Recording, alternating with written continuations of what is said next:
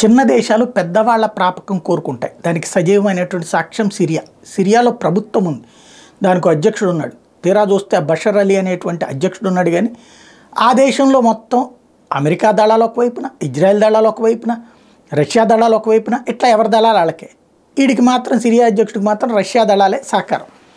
అక్కడే ఇరాన్ వాళ్ళు అక్కడికే వెళ్ళి సెటిల్ అవుతుంటారు, అక్కడి నుంచినే కార్యకలాపాలు నడుపుతుంటారు. ఓ రకంగా చెప్పాలంటే ప్రపంచ ఉగ్రవాదులకి షెల్టర్ జోన్ అనమాట అది సిరియా. ఇప్పుడు ఆ సిరియా ఉక్రెయిన్ వ్యవహారంలో రష్యాకి మద్దతు ప్రకటించింది. రష్యా చేస్తున్నది కరెక్ట్, ఉక్రెయిన్ చేస్తున్నది తప్పు అంటూ ఆక్రమించుకున్నటువంటిది రష్యాది కరెక్ట్ అయింది, అన్యాయం అయిపోతున్నామంటే ఉక్రెయిన్ది తప్పైంది. వీడి దేశంలో మాత్రం ఆక్రమణలు ఎవడబడితే ఆడు చేసేసుకున్నాడు.